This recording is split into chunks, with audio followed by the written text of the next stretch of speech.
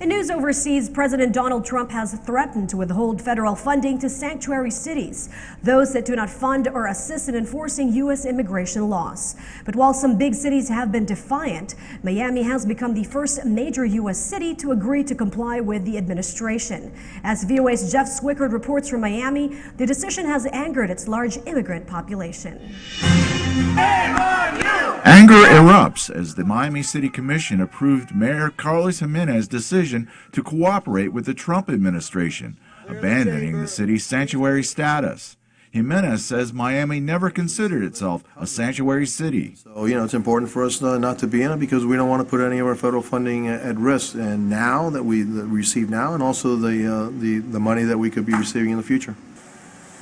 Miami-Dade County is a cosmopolitan region of 2.7 million people. Half are immigrants. The majority of them are from the Caribbean, Central, and South America. Between 150,000 to 500,000 people are estimated to be undocumented immigrants living in the Miami area. People like Luisa, not her real name, who came to the U.S. from Guatemala in 1989. A farm worker who pays her taxes, she fears being deported, separated from her 5 children who were born here and are U.S. citizens. What could happen is they could end up being split up and put into the child welfare system. Right now they're getting good grades. They're doing well because I'm here and with them, and I stay on top of them. In documents released this week outlining the Trump administration's enforcement plans is the revision of a program that would make local police and sheriffs de facto immigration agents. That may be a step too far for the city of Miami, whose mayor and police insist they will not get involved in direct immigration enforcement. Alvarero Zabaleta is the Miami-Dade Police Department spokesman. And the reason for that, primary reason for that, is because the last thing we want to do is lose the trust of our victims.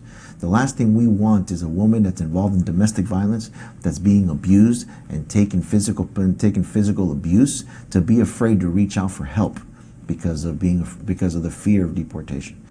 In the past, someone arrested for a crime and later found to have an immigration violation was held only if the federal government agreed to pay the cost of their extended detention.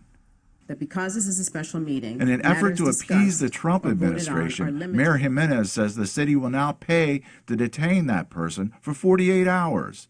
If they are not picked up by immigration, they will be released. All we did was say we no longer need to get that IOU from the federal government. We will hold the individual for 48 hours. We don't ask immigration status here. We don't arrest anybody for immigration status. We never have. That may not be good enough for the Trump administration, which could be on a collision course with sanctuary cities and municipalities around the country.